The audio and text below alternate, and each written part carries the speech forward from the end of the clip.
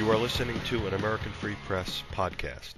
Joining me on the line is Rachel Roberts, the Civil Rights Coordinator for Northern California at the Council on American-Islamic Relations. Rachel, thanks for joining us today. Thank you for having me. Rachel, I saw an article online a little bit ago that some Americans had gone into an Apple store in Georgia and they were speaking Persian or Farsi, and the fellow behind the counter heard them speaking that language and declined to sell them what they wanted to buy. Now, before we get into that, for the benefit of the listeners, let them know what the Council on American-Islamic Relations is and what you do for them. Yeah, absolutely. So I'm an attorney, and the Council on American-Islamic Relations is the nation's largest civil rights organization that's dedicated to the concerns of the Muslim community. And I take all sorts of complaints having to do with employment discrimination or law enforcement abuses or really anything related to civil rights in America and Muslims asserting their constitutional rights.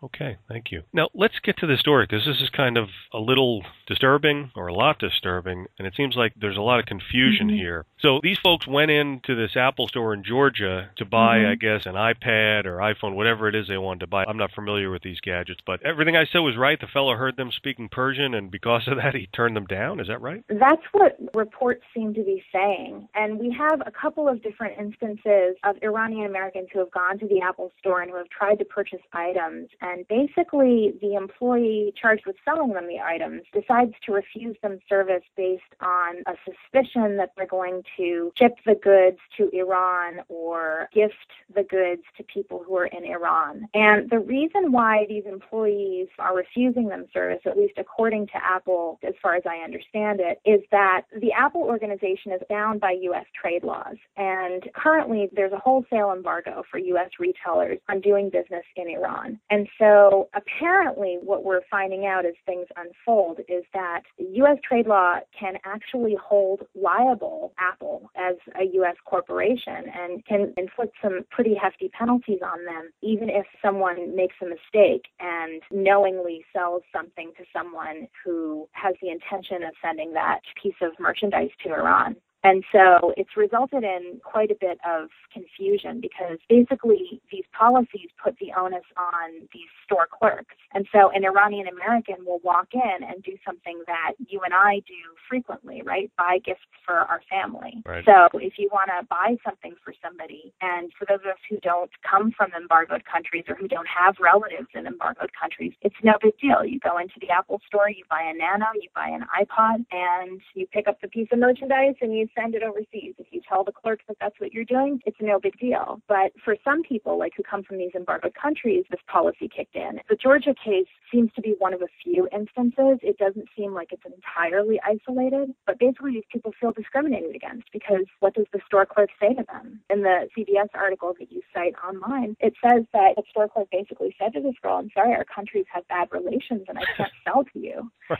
In the other case, the case that I was handling here in Northern California, he was terribly insulted when she refused him service. And she said to him, all you really have to do is go to another Apple store and just don't tell them anything about Iran. Don't tell them that you're Iranian. Don't tell them that you're from there. Wow. And so they feel like basically they're being told that if you want to shop like a normal human being and if you want to do business in this place that is open to every single member of the public, you have to deny who you are. You have to not speak your foreign language in the store. You have to deny your origins. Don't let them know anything about you coming from this country. And it's insulting and it's degrading and it's dehumanizing for the people who have experienced this treatment. Apple is in something of a bind because as a U.S. retailer, it is held to these very vague, very nebulous trade laws that are put into effect through executive order. And then there's virtually no guidelines for them in terms of how it is that they're supposed to be implementing these policies. And several people have written over the past couple of days that perhaps Apple overread what is required of it under the embargo. That may be the case.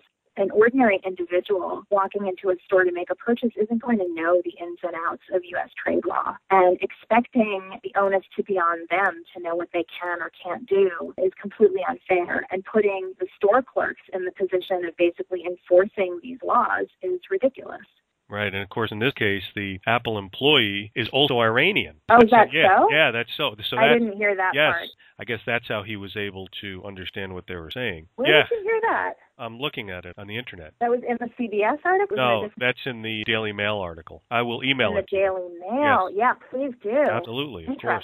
They say here, actually, in the third paragraph, but the Apple employee, who's also Iranian, refused to sell it to her, citing the bad relations between Iran and the United States, which is obviously completely ridiculous. You folks over at CARE, you're asking Apple to change their policy. Did you do that, or are you going to do it, and how are you doing it? We're in the process of talking to them about what recommendations to make. We are very sensitive to their situation. I will say that the person who has been dealing with it at Apple has been very responsive and really wants to see this resolved in a manner that is beneficial to everyone. I don't know what steps they're going to take. I personally think that they need to be very, very clear about their commitment to non-discrimination publicly. I think also that they have to really be clear about the fact that moving forward, they're going to make sure that these complaints are resolved and that they're going to at least review their obligations under U.S. trade law to try and dovetail them with their obligations under U.S. anti-discrimination law, because one could easily foresee a situation in which a consumer goes into an Apple store and is basically denied service only because they're Iranian-American by someone who is overzealously enforcing this policy. They can't deny service to somebody based on their national origin or their ethnicity. It's against the law. In California, we have very clear statutes about that, and the federal government has very clear statutes about that. It's pretty amazing what Apple said, if this is correct. In one of these articles, after the complaint was brought to their attention, an Apple customer service rep later apologized and told the woman she could buy the iPad online.